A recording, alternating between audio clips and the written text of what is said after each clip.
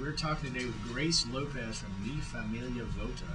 Did I get that right, Grace? Yes. And Grace is working on several issues with the Hispanic and immigrant community, and not just Hispanic immigrants, but immigrants from all countries on voter registration drives. And well, I'll let you talk more about it. What do you guys do, and maybe tell us some more about your agency. Thank you so much for inviting me to be here today, Wade. Mi Familia Vota is a civic engagement campaign, a nonpartisan civic engagement and participation campaign for the Hispanic community in the state of Colorado. We work right now mainly in an urban metropolitan area of Denver, and we're really just looking to register Hispanics throughout the state, get them educated on the issues and what's going to be on the ballot, and drive them to the election day, drive them to the polls, and also encourage them to vote by mail if that's what's more convenient for them, and just engaging them in civic participation and trying to build a movement of political power for Hispanics and immigrants here in the state of Colorado. That's great.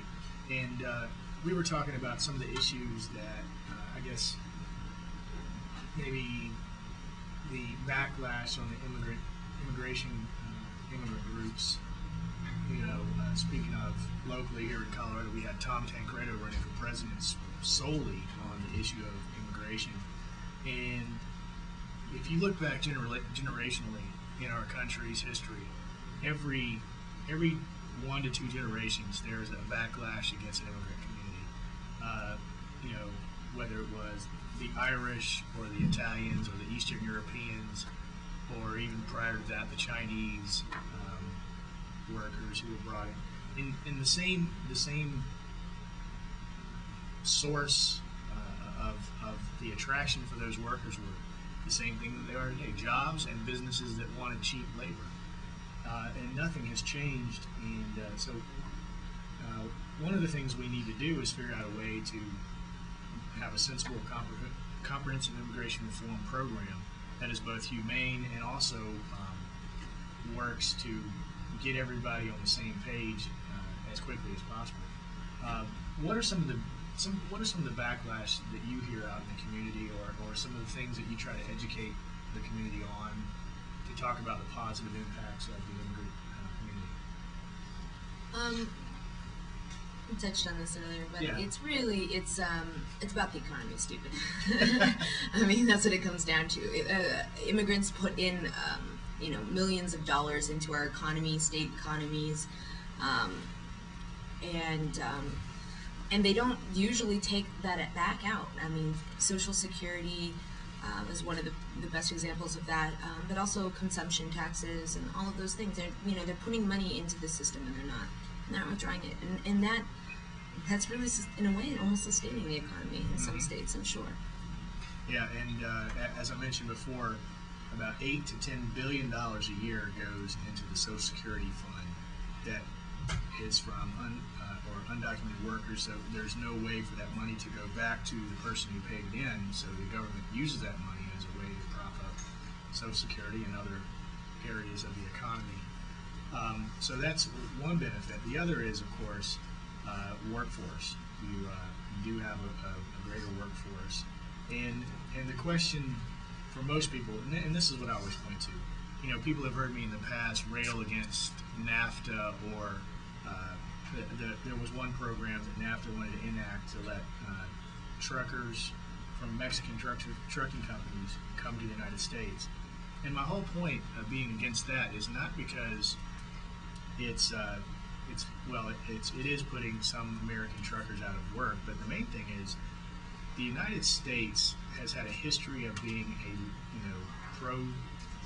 as having a strong labor movement with standards, environmental standards, worker standards, OSHA, the DOT, and NAFTA is a kind of a multinational corporate model which wants to erase these type of regulations, and my main point is that immigration needs to be comprehensive so that workers aren't exploited anymore, whether they're from our country, another country, any country. Workers need to have their standards raised universally, not lowered to the lowest common denominator. So I'm glad and I'm encouraged that we have both on the Democratic side two candidates who are talking about immigration reform, and even on the Republican side, John McCain has made it through the ranks in a year that's had some pretty ugly discussions about immigration, and he's actually won the nomination of Republicans, and he is also for immigration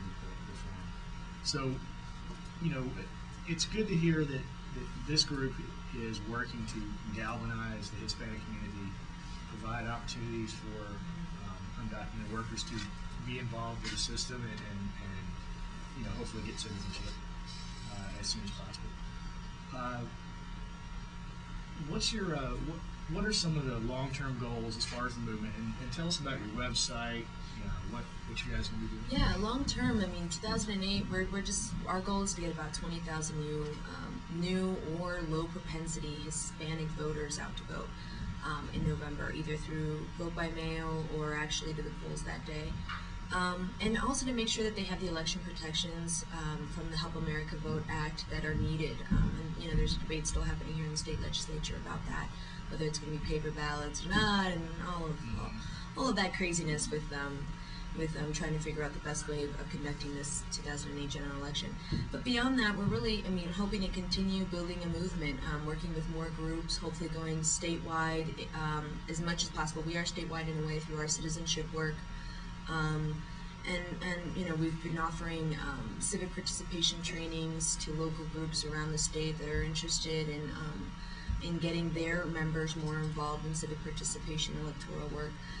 So we're just continuing to build that movement through 2012 is actually our goal date. We want to have parity, basically. If you're this percentage of the population, we want to be that percentage of the electorate as well as possible. Granted, we also are serving a community that's both citizen and non-citizen, but we want there to be parity, and we want to all 85-90% of those registered to vote have to vote in 2012 for the next presidential. That's a pretty lofty ambition. I know, I got my work cut out for me. But if anyone's interested in volunteering or working with us, we're always looking for volunteers. And our website's www.mifamiliavota.net. Could you spell that? Sure. It's www.mi, which is MIFAMILIAVOTA.net. So mifamiliavota.net. All right. Well, that's great. And so if you want to get involved in the Colorado area in the state of Colorado with this movement, as she mentioned before, there are a lot of faith-based groups that are part of the network that are involved, and this is really the best way, to get everything on the right path. One of the ideas I had a couple of years ago is having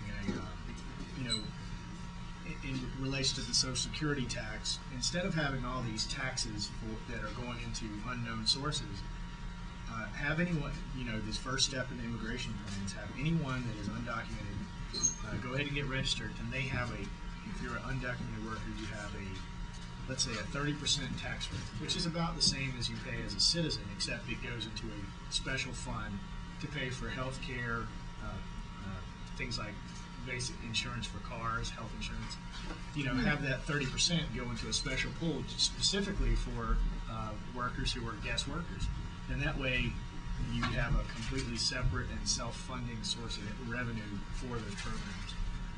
I've yet to hear anyone come up with an idea like that, but we'll I get think there that's sometime. a great idea. The only problem is, can we let our government release that money out of their general funds? I think that's the problem. I think that at this point now we're counting on those funds in both state and federal government. So convincing them, and that's a good idea, might be the difficult part of this. Tell us one more time the website. It's www.mifamiliavota.net. And it's very important that .net is what everyone usually forgets. Well, we're going to take a quick break. My guest here today is Grace Lopez of Mi, Familia Vota, a great organization working here in Colorado. And this is Mile High Sports Radio, 1510 AM, 1570 AM. And this is Ultimate Politics. You can check out this interview on www.ultimatepolitics.net. And we'll see you in just a second.